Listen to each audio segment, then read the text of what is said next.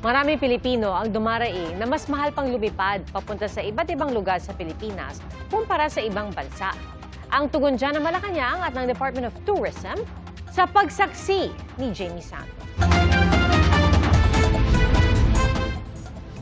Tara na't i-check ang laman ng ating travel bucket list. Going local ba o flying international?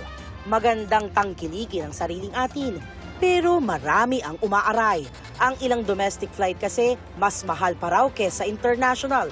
Mas pinipili ko international eh. Medyo mas mura siya compare sa Pilipinas. Siguro ng mga 3,000 to 2,000 pesos. Ayon kay Rafael, mas malinaw ang diferensya kapag kinumpara ang gastos sa tour packages abroad at sa mga sikat na local destination. Next week pupunta kaming Vietnam.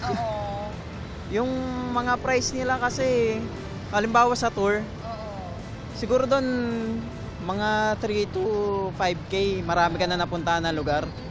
Kung i-compare ko siya halimbawa dito sa Baguio, siguro mga 10K para halos malibot mo lahat sila. Dito pa lang yun, Dito by land pa lang pa. yun, by land pa.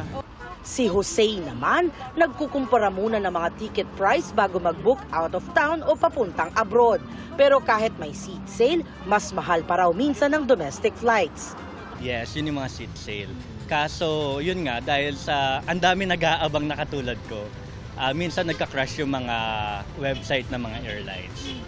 And upon comparing, mas mahal talaga yung domestic flight natin compared pag internationally.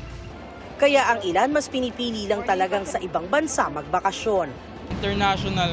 Kasi, Mas mahal sa Pilipinas eh. Transportation po, mahirap dito. mas mahirap Oo. or mas mahal. Mas mahirap po yung transportation dito.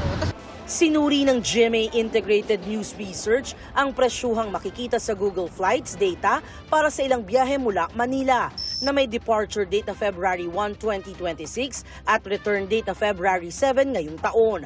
Base sa kanilang kwenta sa average price ng round-trip economy flight ticket para sa 22 piling local at international destination, pinakamataas ang average price ng flight ticket mula Maynila papuntang Basco, Batanes na umabot sa mahigit 40,000 pesos.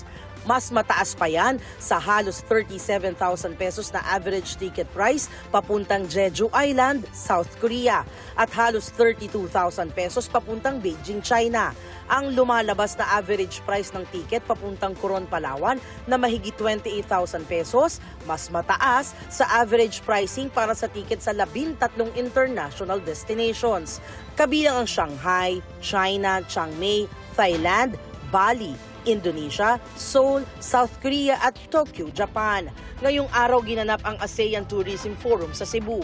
Ayon sa ating Department of Tourism, pag-uusapan doon ang pagsusulong sa Southeast Asia bilang pangunahing destinasyon para sa turismo. Base sa datos na nakuha ng GMA Integrated News Research mula sa ASEAN database para sa taong 2024, Thailand ang pinakabinisitang ASEAN nation kung saan naitala ang mahigit 35 million tourist arrivals. Base rin sa bilang ng tourist arrivals, ikapito ang Pilipinas na nagtala ng halos 6 na milyon. Naungusan ito ng Malaysia, Vietnam, Singapore, Indonesia at Cambodia. Ayon sa Malacanang, may iba't ibang dahilan kaya mas mahal ang presyo ng local flights kumpara sa papuntang abroad. May mga nag-ooperate, mga smaller aircraft na nakakapag-accommodate lamang ng 60 to 70 passengers, pero pareho po ng operational cost as compared sa jet economics na nakakapag-accommodate ng 200 passengers. So kung tutusin nyo, mas mahal po talaga pag smaller craft ang magagamit. Pero karaniwan po talaga, smaller craft lang ang pwedeng bumiyahe sa mga magagandang destination dito sa Pilipinas. Gumawa na raw ng hakbang ang iba't ibang ahensya. Sa pagkakaalam ko, yung chief na concern is the high price of airfare. And that is why nakipag-ugnayan na po tayo sa Department of Transportation dahil sila naman po yung primary agency na may mandato to determine the transport of the country. Para sa GMA Integrated News, ako si Jamie Santos, ang inyong saksi. Mga kapuso, maging una sa saksi. Mag-subscribe sa GMA Integrated News sa YouTube para sa iba't ibang balita.